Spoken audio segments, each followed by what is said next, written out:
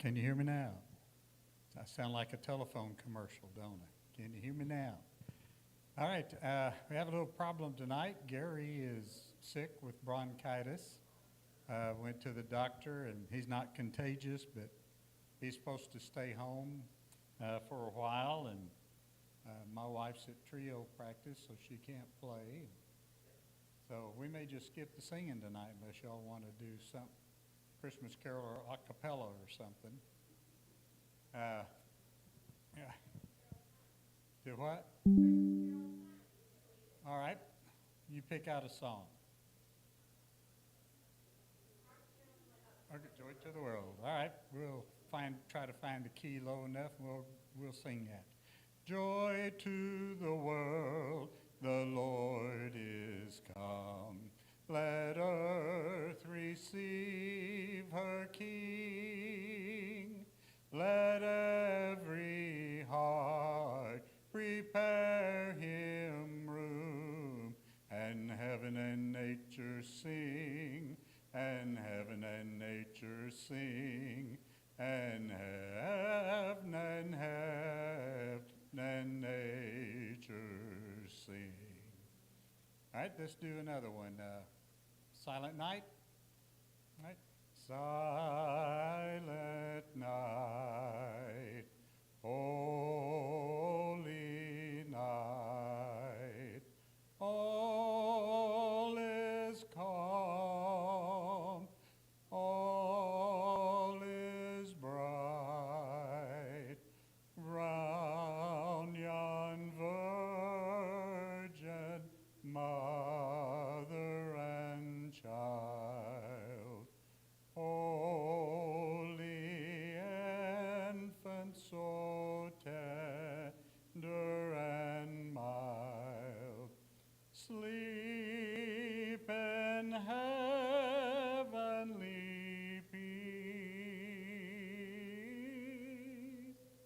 Sleep in heavenly peace.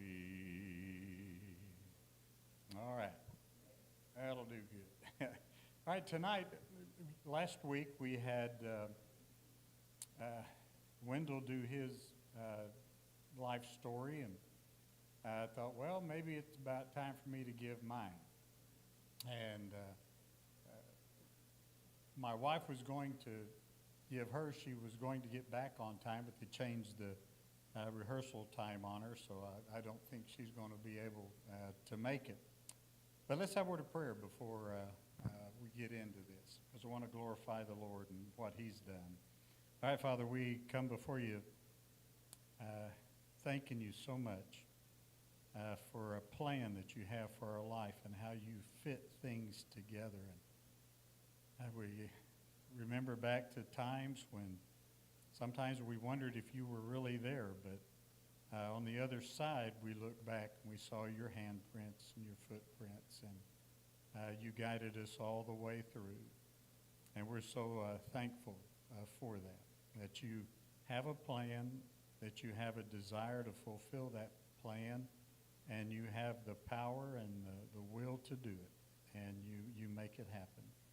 Sometimes you take us kicking and screaming, and sometimes we follow along gladly, but we're thankful you don't give up on us.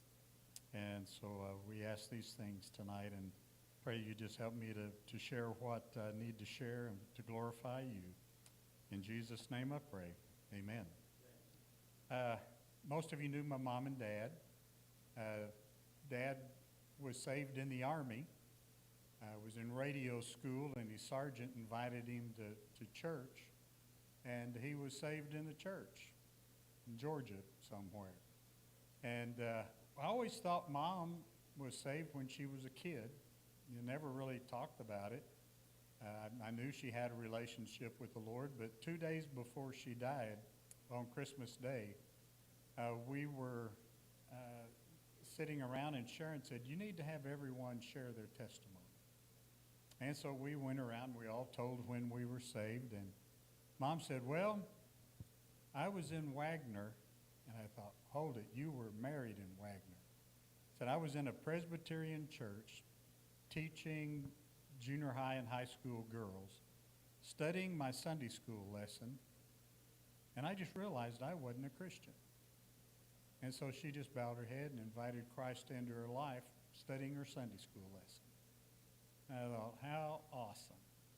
Now, I was born in the Baptist Hospital in Muskogee, so I was a Baptist before I was a Christian, like a lot of people.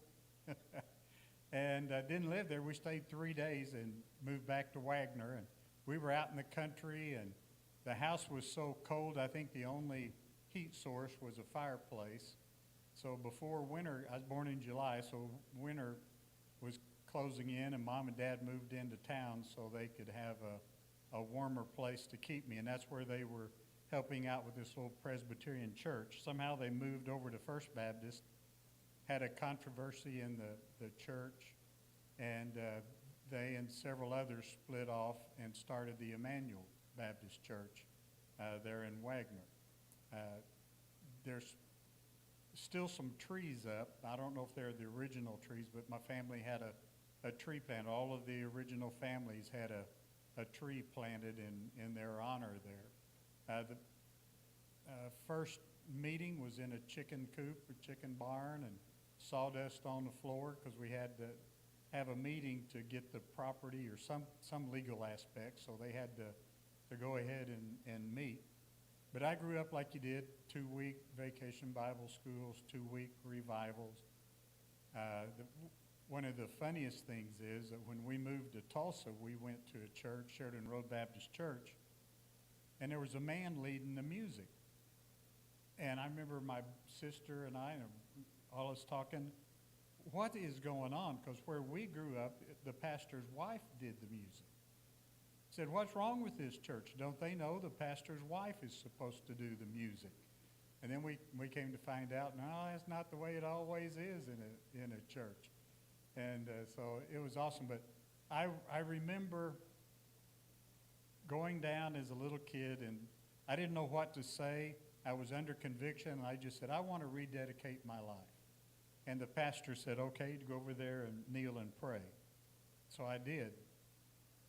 That was in the morning. On the way home, this was the biggest mistake my dad ever made. I was in the back seat, and he said, Don, before you can rededicate your life, you have to be saved. I said, oh, okay. But he never told me how to be saved. If he had taken time right then, my dad could have led me to the Lord, but he didn't do it. So we moved to Tulsa, go to the Sheridan Road Baptist Church. We weren't going to go to a big church. We grew up in a small church.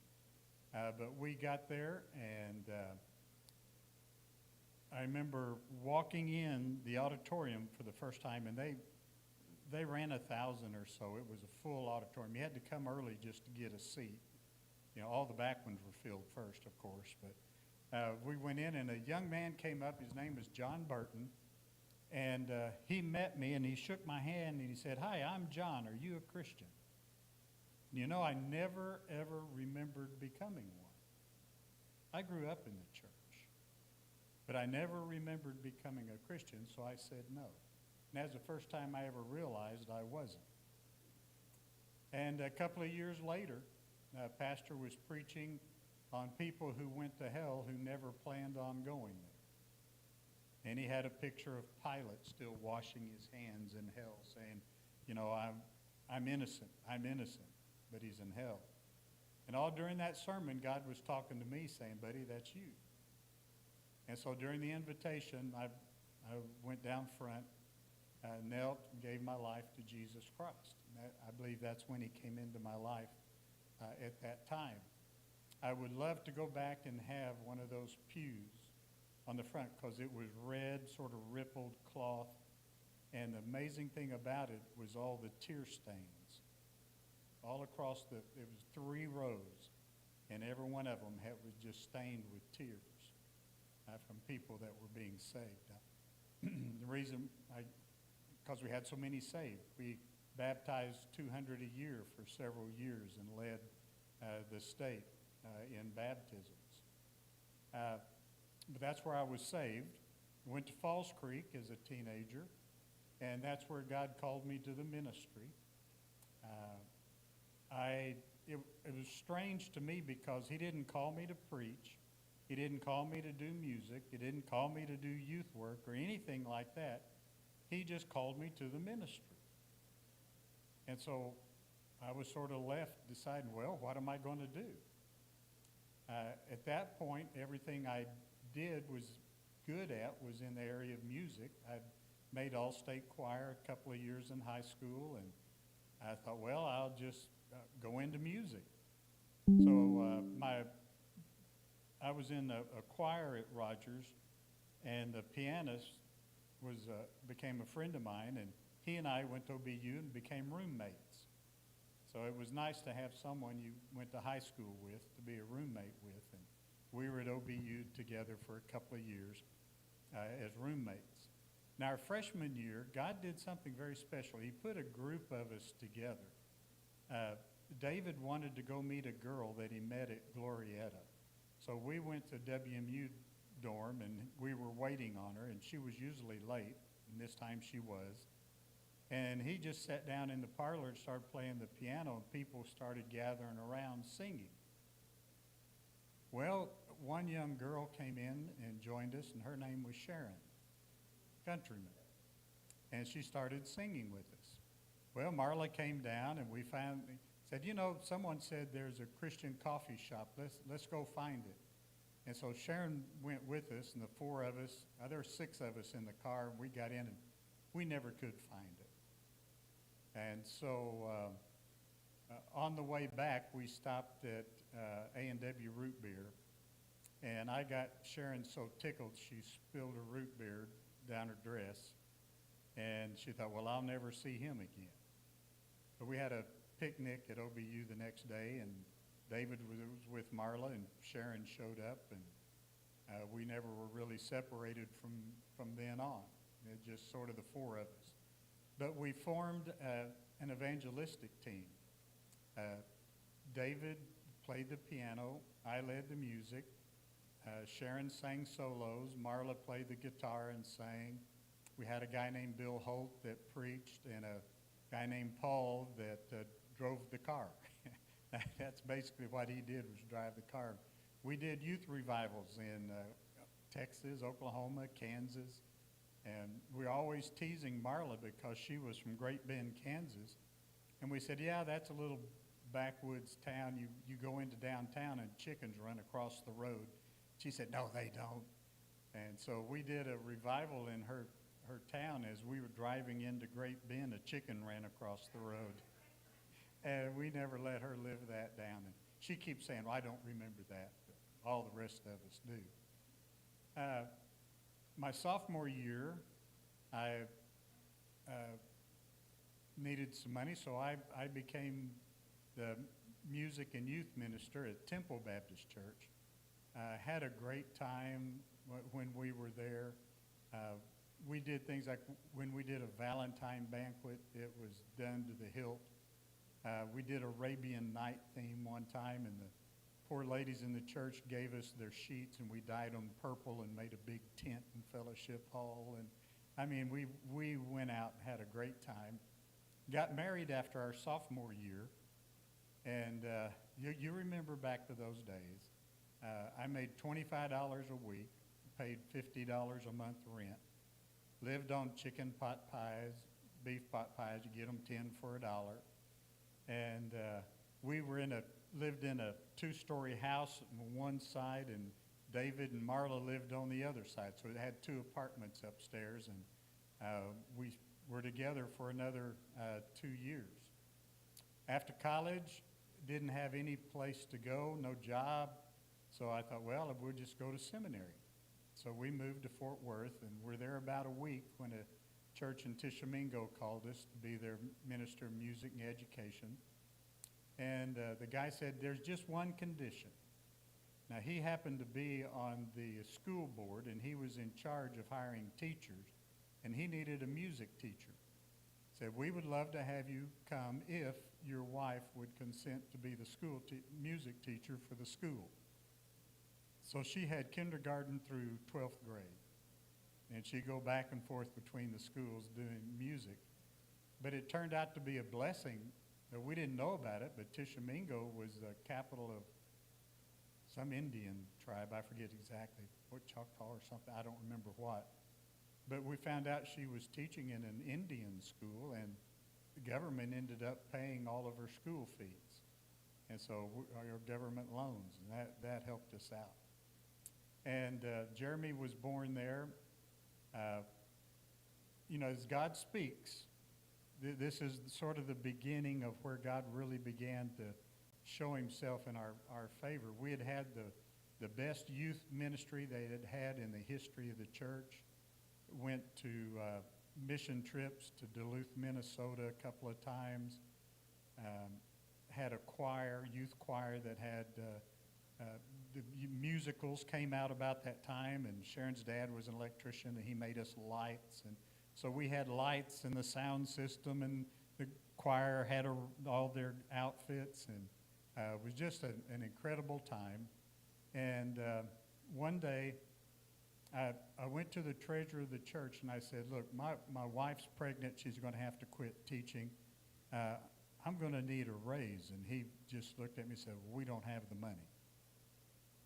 And so I just deflated me. And when I left, God said, in essence, pack your bags, you're leaving. But within 2 weeks, First Baptist Durant contacted me, and we moved there. We went from church running a couple of hundred, church running 400 and 500 there in Durant. And just a side note, that treasurer that told me they didn't have the money was later imprisoned for embezzling money from the church. Said no wonder they didn't have any money. And he owned the Chevrolet house in town, so I don't know what was going on. Maybe bad business, and he needed some help. So I went to Durant, and bless their hearts, I still ought to give them my salary back. That was the worst ministry I've ever had. We just never got it going. Now, the music was high class. For Christmas, we did parts of the Messiah. We had an orchestra, and a lot of the people that were in it taught music at the university, so we had a great group of people. But I left after a year, and it was a really hard church to deal with. That's the one church where the deacons stood in the pews and yelled at the pastor during deacons' meetings, and almost fights in the business meetings. It was tough. But went to seminary, and just felt like that's what God wanted us to do. And I may have told you this, but Jeremy got sick after our first week, and we needed to go to the doctor, and it cost $25 to go to the doctor, and we didn't have $25. Didn't have credit cards or debit cards or anything like that back then. And I went into the living room, and this was sort of a second time that God really spoke to me. And I said, God, I got to take my son to the doctor. And I need $25. And if you don't give it to me tomorrow, I'm dropping out of seminary and I'm leaving the ministry, because I can't tell people you'll meet their needs if you don't meet mine. It wasn't ugly. It was just the truth. Well, the next day I went to get our mail, and in it was a letter from someone in Durant. 3 or 4 days earlier, they mailed me a check for how much? $25. And that day at noon, Sharon went out to eat with a girlfriend of hers from Iowa who was in town. And she said, I don't understand this, but God told me to give you $25. So on that day, God gave us $25 twice. And just thought, wow. Well, I went to the North Irving Baptist Church. I was education and youth. Had one of the state's best puppet teams around. They performed at the Texas convention, things like that. Things were really going well. And this was a strange thing, because North Irving had split over the tongues movement. And I was at the church that left because of the tongues movement. But that element left the mother church, and while I was there, the two churches merged back together, even made the Dallas Morning News. Well, we had two pastors, two music, two youth, and all of this, and you guessed it, I lost my job because all they kept was a pastor and a part-time pastor and part-time music. And so Sharon and I they said, we know you were expecting this. We weren't. We had no idea. I was naive, I guess. And so we quit going to that church, and someone met us in a grocery store and just said, hey, would you just come back and visit with us? We said, okay. So we went back and just became members. And they appreciated that, and it was so much that church in Mildred outside Corsicana wanted to hear me preach, and they let me preach on a Sunday evening. And God really moved during that service. And I met with the committee afterwards, and they asked a few questions. And then the chairman of the committee, named Bunk Bottoms, hey, just no country guy, awesome guy, just looked at the committee and said, well, I think we found him. What do you guys think? They said, yeah.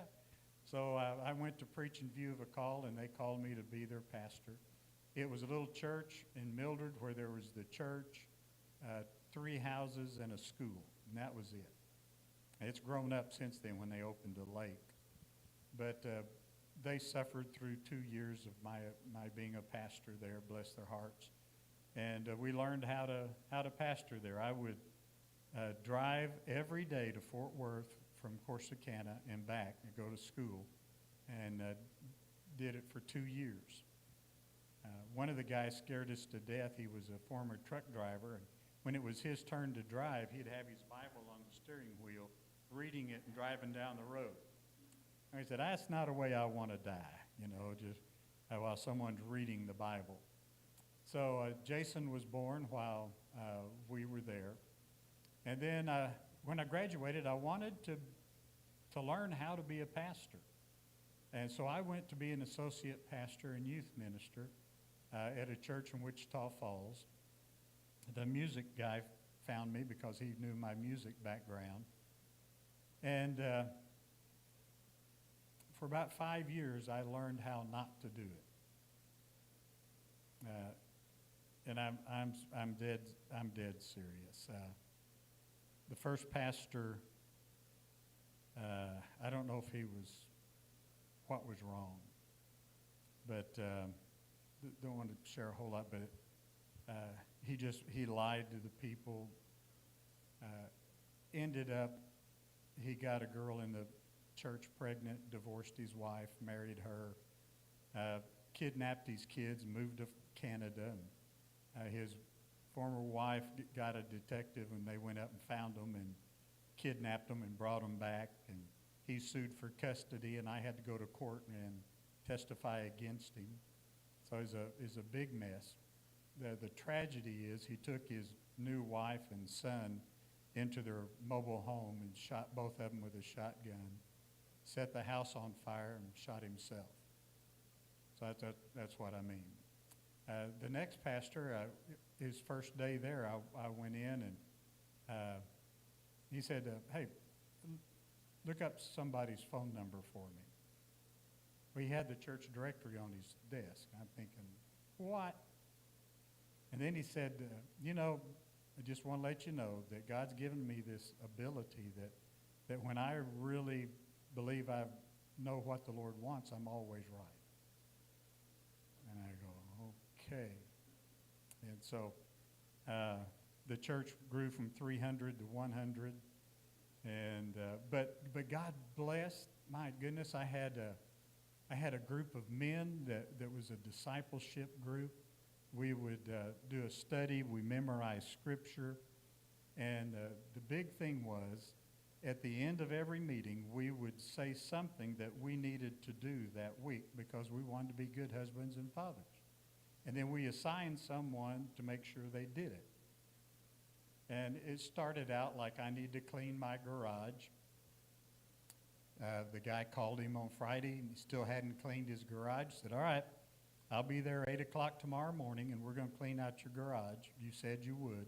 Said, oh, we sleep late on Saturdays. And he said, well, I'm going to be there at 8 o'clock banging on your door. If you don't want me to wake up your family, you better be there.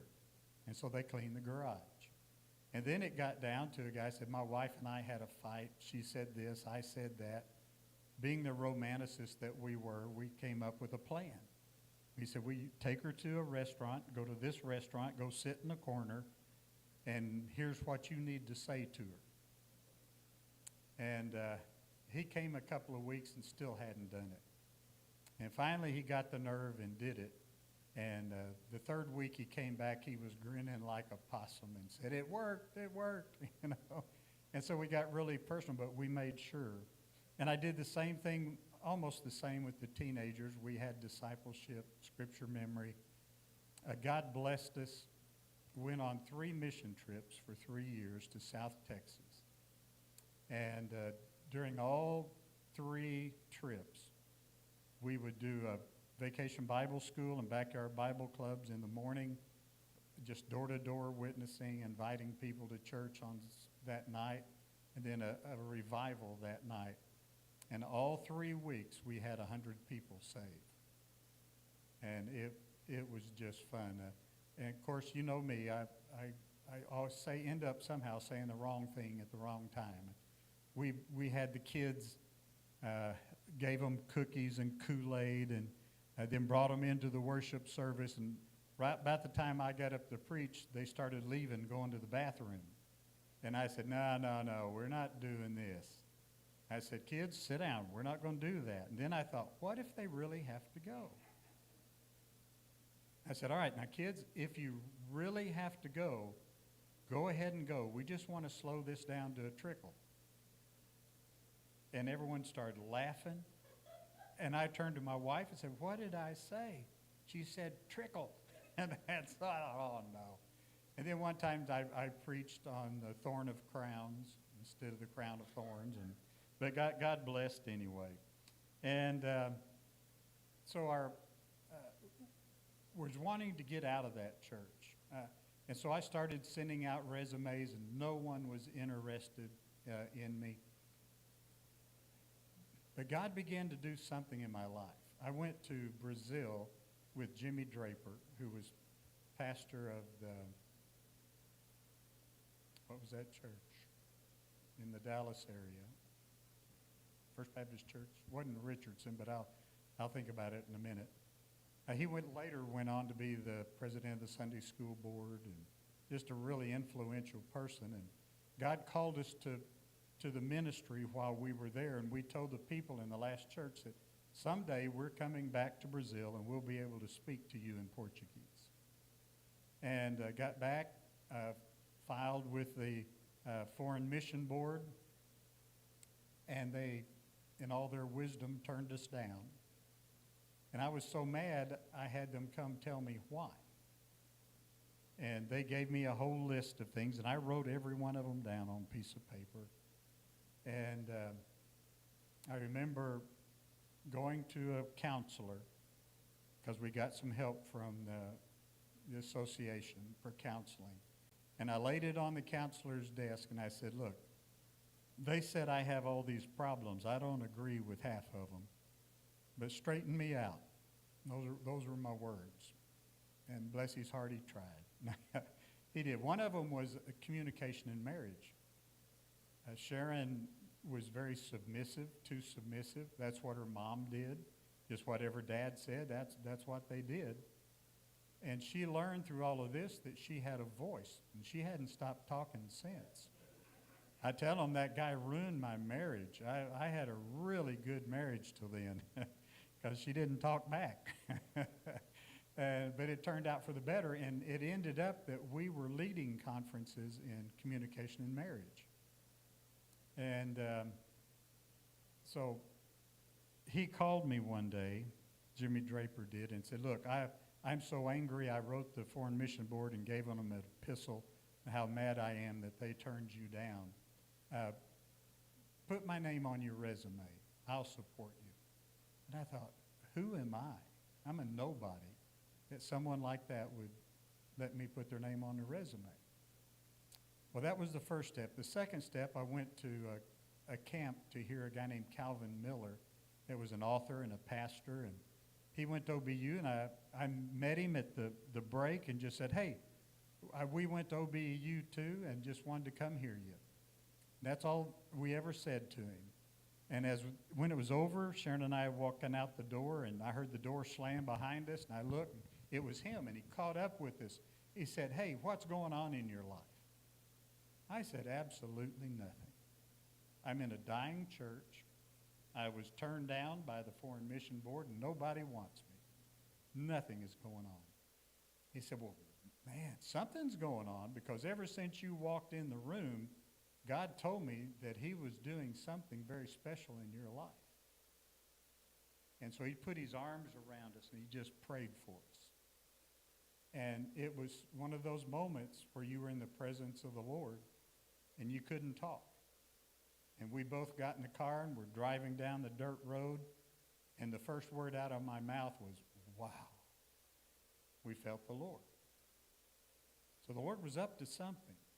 And then I went to a conference with Leon Kilbreth on Sunday school. He was known as Mr. Sunday School. And I went down during the invitation and said, I don't know what's going on. God's trying to say something to me. And he said, look, I'll just kneel right there. God's going to accomplish it. He's going to do it. And I thought, okay, that's 3 times in a row. God must be up to something. Well, we had a guy from First Baptist Vernon come and do a revival for us. Let me go back just a minute. Any of you remember Manly Beasley? You ever are an evangelist? Well, he came to our church for a revival. And I don't know why, but the pastor didn't want anything to do with him. Just incredible. And I'd been praying, said, Lord, let me spend some time with Manly. That week, I was his driver. I abandoned Sharon and the kids, and I just drove him everywhere and got to visit with him. And he was reading a book on the will of God, and I said, well, I'm going to have to read that. And he just looked at me and said, you're not ready. I said, okay. Okay. But this other guy came, did the revival, and come to find out his church was wanting a minister of education. And he came and talked to me about that job, and I thought, what? The only job I'd had as education was at my very first church right out of college, and I didn't know anything about education. I'd been reading books about it and was very interested in it and had talked to him about some of my ideas. And they ended up wanting to call me as their minister of education. Now, this is First Baptist Vernon, running 400, 500 in worship. Well, he calls me up the week before and says, Don, I got a problem. I said, what's that? He said, you're supposed to come in view of a call Sunday, and the Sunday after that, I'm going to a church in Alabama in view of a call as their pastor. Do you still want to come? And I jumped at it. I wanted out. I said, yes, I do. And so I went knowing he was going to leave. And they called me. Sure enough, he left. And they called a minister of music about 2 weeks after they called me. And this was back in 78, something like that. And that minister of music is still at that church. He may have retired by now, but just incredible. But so I became their minister of education and evangelism. I wrote an article that was in the Texas paper, and 6 months later in July, I get a phone call from First Baptist Duncan, and Brad Allen says, I want to talk to you about being my minister of education. I said, I can't do that. I've only been here 6 months. I make fun of people that leave a church after 6 months. And we talked a little bit more, and when I hung up, I knew I was going to Duncan. But we had the 100th anniversary that year, and we did the 100th Vacation Bible School. They're running 400, and we had over 600 in Vacation Bible School. And the teachers said, don't ever do that to us again. God gave me the smarts to get a girl to help be the director of the school, and I supported her. And it was awesome. We had to attract kids. We put an ad in the paper every day. Vernon's largest cookie. The next day was Vernon's largest popsicle, and we took a trash can, filled it full of Kool-Aid, and put a dowel rod in it, took it to the grocery store and froze it for 3 or 4 days. And then we'd chip it off and give to the kids. We had the Vernon's largest banana split. We took rain guttering in the gym and just ran it around and put boats, end to end, and made banana splits. So we had 600 kids there. The daughter of the girl that ran the Methodist Vacation Bible School came to our Bible school. She wouldn't go to her mom's Bible school. It was that kind of deal. But he called back in October, November, and I had made a mistake. We had a revival, and I said something to the church that I thought was encouraging. I said, if this is the guy you want as pastor, let's go get him. And boy, I made the church mad. Deacons were after my hide. They wanted me to give up one of my titles of either evangelist or minister of education or evangelism, and I refused to do it. But I got up in front of the church and said, folks, I'm sorry. I didn't mean to hurt you. But to show you I'm serious about it, I will never sit on this stage again. I will sit down with you. And I never, to this day, have not sat on that stage again. And then one day, the associate or the interim pastor called me in and said, I want to talk to you. He said, I want you to know that you have more respect in this church than you've ever had because of the way you handled it. And I want to show you something. And he pulled out a folder, and it was the resumes of all the people they had interviewed for their minister of education and evangelism position. Every one of them had their doctorate, master's, or years of experience. I was the only one that had no real experience and no education. And yet they called me. So, God's hand was in that. But we went to Duncan. They were running 1,000 or so in worship. And I was in a temporary office while they were remodeling mine. And as I had a quiet time, I heard God say, I did it, didn't I? I didn't hear a voice, but I had that thought. I thought, wow, you did. You did. In 1 year, 12 months, I went from a church running 100 to a church running 1,000. And I was the minister of education and evangelism, and I got a promotion from youth ministry to senior adult ministry. And we took a group to Hawaii and Washington, D.C., and all kinds of trips, and just we had a ball while we were there. But missions began to pop up again. And 1 year I went to the evangelism conference in Del City. It came one of those ice storms, and I told Sharon, we had a new car too, and I said, I've got to go. I don't know why, but I've got to go. And she literally said, well, just go ahead and get yourself killed and leave me without a husband and the kids without a father. I mean, she poured it on. I told you she learned how to talk. And but I went. And as I walked into the auditorium, the main speaker was halfway through his speech, and he was a missionary from Brazil. And I said, God, you set me up. You're going to call me back to missions. And I wasn't interested because my next church was going to be mega church.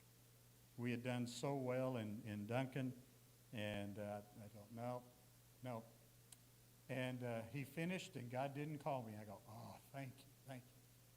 And then as we were walking down the aisle, I met him, and I just shook his hand, and he was from Belo Horizonte, or Beautiful Horizon. And I said, hey, I've been to Belo. And as he shook my hand, he looked me in the eyes and said, you need to come back. We need you. And that's when God melted my heart and called me back to Brazil. So I went home, I told Sharon, and she started crying. I said, what's going on? She said, well, in December, God called me. But I didn't want to influence you, so I didn't say anything. And so we reapplied. And I told him, I said, look, I've been through rejection once. If you believe I'm going to be rejected again, you let me know, and I'm going to pull my name. And he said, no. We're looking for people like you. You took the things that we said was wrong, and you made them your strength. So we passed with flying colors. Went to Virginia for the Missionary Learning Center. Took our kids, went to Brazil. We were in Campinas in language school. Jennifer did not want to learn Portuguese. She'd refused to speak it, only speak English. My kids went to an American school, so that helped them out. And then we went to Florianópolis, which is an island in southern Brazil. Just off the coast, there's a bridge, 2 bridges that go over to the island. And to show you how God works, 5 years before, I was supposed to go to Florianópolis. And when I get there, 6 years later, I go to Florianópolis. We were still there. But I was education and youth there. Had a tremendous ministry in the state of Santa Catarina, or St. Catherine. Got to travel throughout the state working with churches. One day, a guy called me from Rio. Garland Peak was his name, and he said, "Hey, when you moving to São Paulo?" I said, "I'm not moving to São Paulo. I live in Hawaii, in Brazil." He said, "Yeah, you are. God wants you there. There's the seminary position. They need someone to do pastoral ministries." And I said, I like it here. I'm in paradise. I go back to my devotion, and God speaks to my heart, and he says, "Give them a call, and call them right now." So I find a number, and I call, and they set up a time for me to go, and just inquiry. Let's look and see. But when I get there, they say, "Okay, you're going to live here." And I said, "I hadn't decided yet." "You're going to live here." Took me to the seminary, introduced me to people, and long story short, we moved to São Paulo. Now, the problem is they had never had a pastoral ministries degree before. And so I had to write all of the curriculum for pastoral ministry for about 3 different classes. And I'd never done anything like that before, but God gave me some resources, and it turned out really well. That was in the bachelor's. In the master's, I didn't have to write a curriculum, but we gave assignments to people. And in just a little over a year, we had more students than any other of the other degrees in the master's program. And so it was just, really going well. They wanted me to be, I don't remember the sort of the team leader for the state of São Paulo. And so I went through training to do all of that. And I went on furlough back to the United States. And they called me and said, "We made a mistake. We're going to have this other guy be the team leader." And that just sort of put a sour note, because they'd made a huge point to say, "We prayed about this. You're God's man. We know you ought to do that." And so that left a sour taste in our mouth. And we were at a point, I was 50 years old. What are we going to do? We're going to go back. We're going to stay. And we made the decision to stay in the States and resign from their National Mission Board. Well, I become pastor of a small mission, and I was underneath a church in Garland, and they supported us for a year, and we never got the church growing to where they could be self-sufficient. So our year was coming up, and I was going to have to make a move, because they were going to withdraw their funding.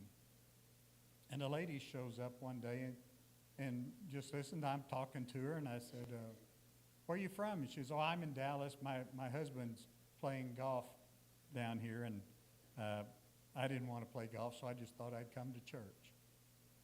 Well, I didn't know it, but she was the chairman of a pastor search committee. She planned all of that. And it was the Highland Baptist Church. Now, it used to be the Highland Park Baptist Church. Ran over 1,000. I mean, a prestigious church, huge building. A few things that happened. One of the pastors said, we're leaving the traditional service and we're going to all contemporary. And people left in herds. And by the time I got there, they were running about 69 in worship. And they had sold the building to the Presbyterian Church, and they basically said, if you don't help us, we're going to die. Now remember, in Brazil, I've told you this, that God told Sharon and I that our identity is the repair of broken walls. And so this was a broken wall. And so we went in, we began to just minister to the people. They had a couple of $100,000 in the bank, and they were not going to spend a penny of it. That's our cushion. And I had a discussion with some of them. I said, guys, do you understand that if Jesus comes back and you're hoarding that 200,000, you're going to be in big trouble? Because Jesus is going to say, where's your faith? Your faith is in the 200,000. It's not in me to meet your needs. But no one wanted to trust in the Lord. They wanted to trust in that bank account. But God gave us some favor and gave me some ideas, and I called the influencers together, and I said, we need to make some changes. So I want to change the chairs in the auditorium. That'll get you fired in a hurry, you know. I said, there's an aisle down the middle. I'd rather preach to people, so let's go to 2 aisles instead of 3. And I said, we need to have a coffee shop, and we need to have it here. And we need drums, because we're going to introduce some contemporary music. We need to have a security fence, because people are coming behind our property and doing drugs and stuff, and we don't have a way to keep them out. And some just things like that. No one agreed with everything, but they all agreed to do everything. And so we began to do it. We changed the chairs. We bought electric drums like we have here. But we started a young adult ministry on Tuesday nights called 63, because that church had been praying for young adults for years. And God gave us a young man in our church to be the young adult minister. And all of a sudden, we had 120 on Tuesday night coming to 63. And we would use the drums on Tuesday night and then put them up on Sunday morning so that people couldn't see them. Well, then we got tired of that, so we just left them out, but we didn't use them. Then on the 4th of July, you got to use the drums, you know. And so they loved it, and we used the drums from then on.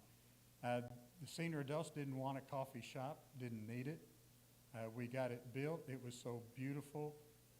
The young adults couldn't get in it because the senior adults took it over.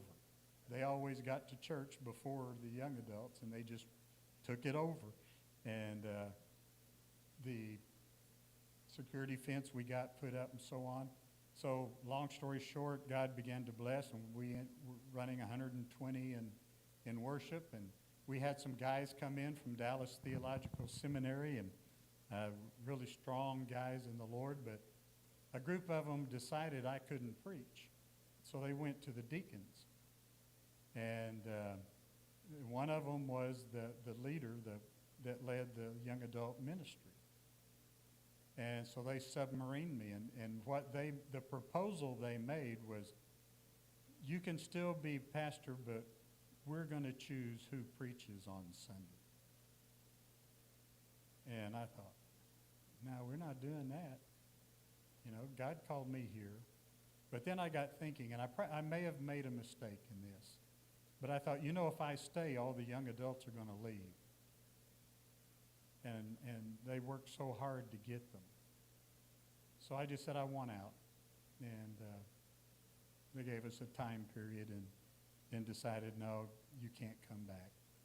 And so we had to leave the church. They called this young man to be their pastor. He fought it for quite a while. He didn't have a seminary background or anything. And after a while, they did the same thing to him. and he had to leave. And he came back to me and apologized several times for his part in running me off. And I finally had to tell him, would you stop it? You've apologized enough. And we're close friends today. Don't see each other very much. But I left there. Well, then I get contacted by a church in Murphy, and they've had a split. They have an old historic building, and they outgrew it, and the church voted to move to another location, and a group of them just said, we're not leaving this building. And so the church gave the building to them, and they started another church. And I heard the story, and I said, oh, look, guys, normally I wouldn't touch you with a 10-foot pole, but if you guys want to try it, we'll try it. And so we did. We ended up selling the property to Jack in the Box, and we cut the building into 4 pieces and moved it to a new location. And it sat on the land for a year and rotted because the contractor wouldn't do any work. It made the Dallas news and so on. And I made another stupid mistake. I just said, yeah, I was interviewed by the TV station, and it made the news. And I said, yeah, we're going from Christ on the cross to Jack in the Box. And it made the news and so on. But when I said it, I thought it was funny, but my wife didn't like it. So finally, we got a good contractor who believed this was his mission from the Lord. He even put some of his money in on it to help refurnish it. Now it is gorgeous. Beautiful old church. You want it for weddings and so on. But we were growing. I got cancer during that time. I lost all the hair on my body. My skin turned gray. But I only missed one Sunday in preaching because I had blood clots in my lungs from some of the cocktail that I had to take for cancer. And they waited till I got well, and then one of the guys in the deacons said, it's time for me to go. And they came in and said, just called me and said, we want you to resign. And I said, all right, I'll start looking. Well, they called back a week later and said, why haven't you resigned? I said, well, it takes time to find another church. They said, meet with us on this night because you're going to resign now. And I said, well, I'm going to bring the associational missionary with me. And they said, well, he can come, but he can't talk. I mean, they were just mean. And sat down and just told me I was leaving. And I talked about compensation. They weren't going to give me anything.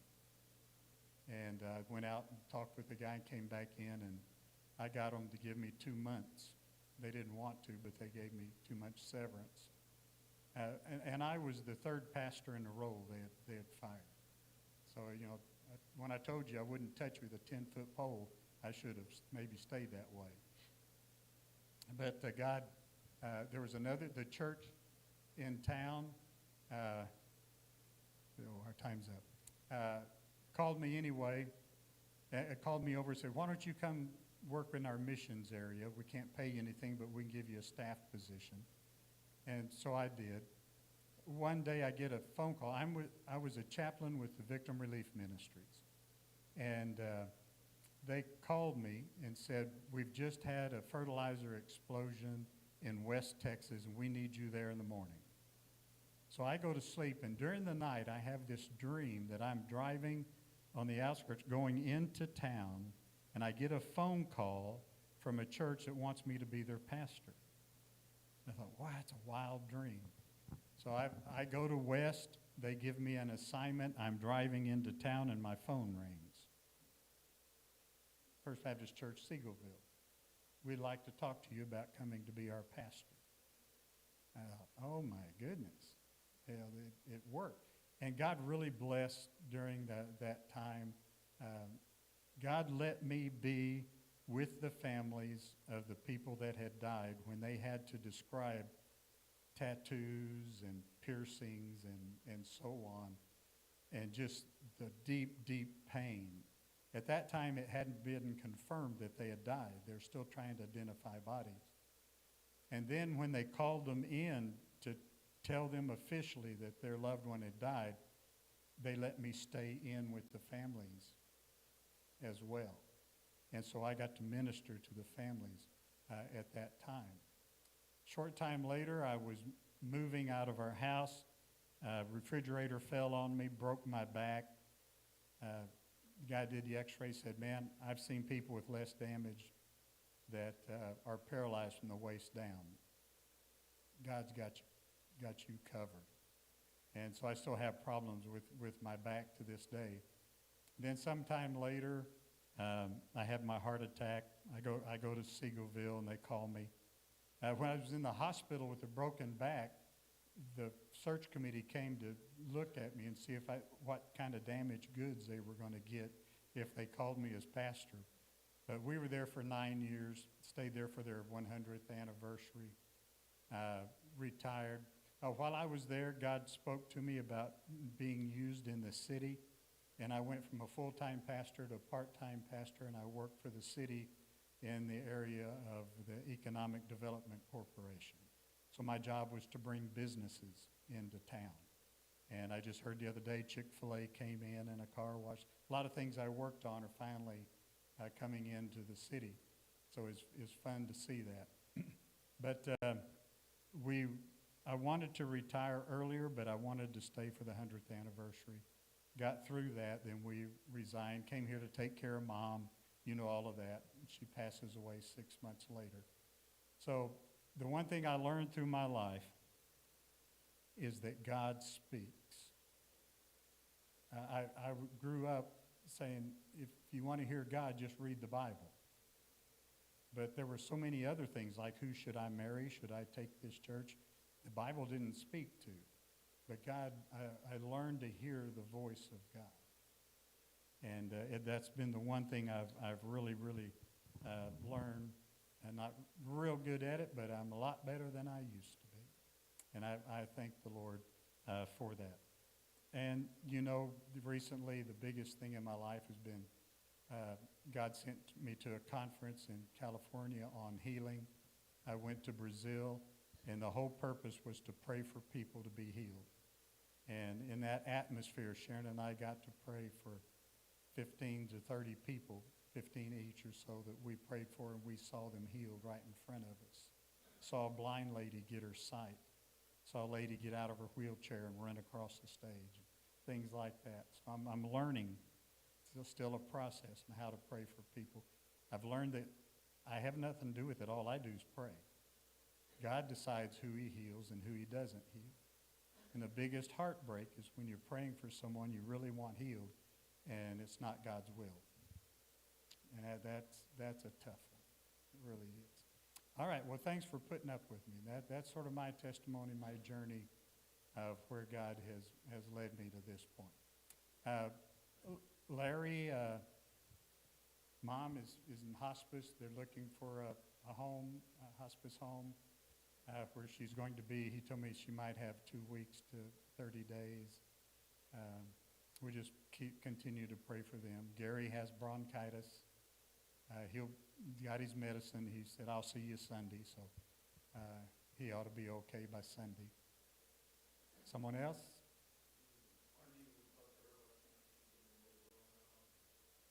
No more problems with the bleeding or anything.